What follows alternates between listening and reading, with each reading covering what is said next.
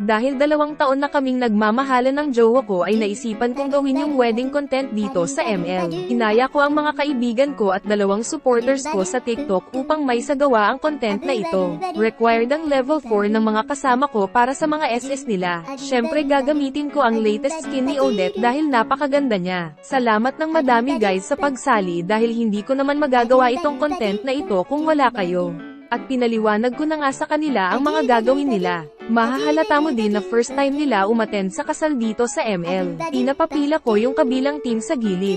Natatawa ko sa high-lows dito, gusto atang mag-SS sa gitna. Sabi ko nga sa inyo first time nila sa kasalan, hahaha. Well, ito din naman ang first time ko at swerte ko ako pa ang ikakasal. Ay parang yung 2 lalaki ang ikakasal, hahaha. Ganto ang naging first attempt namin guys. Ayan, mukhang ready na sila doon sa taas. Natatawa ako dito kasi nag-umpisa na nga at nag-uusap pa sila. Ayan, nahinatid na nga ako ni JS. At napalakas yung tawa ko sa ginawa ng high-lows dito. Wow, ang galing, sinabayan ako, hahaha. Sige, ikaw na tatay ko at ihatid mo ko sa altar. Tawang-tawa kaming lahat dahil sa nangyari, hahaha. Kaya umulit kami and then umayos na ang lahat.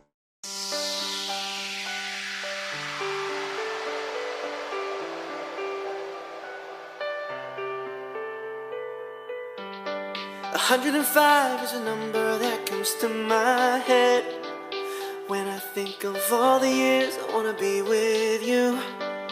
Wake up every morning with you in my bed. That's precisely what I plan to do. And you know one of these days when I get my money right, buy you everything and show you all the finer things in life. We'll forever be in love, so there ain't no need to rush.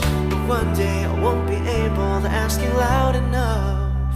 I'll say, will you marry me? I swear that I will mean it. I'll say, will you marry me? Got me singing, whoa, whoa, whoa, oh yeah.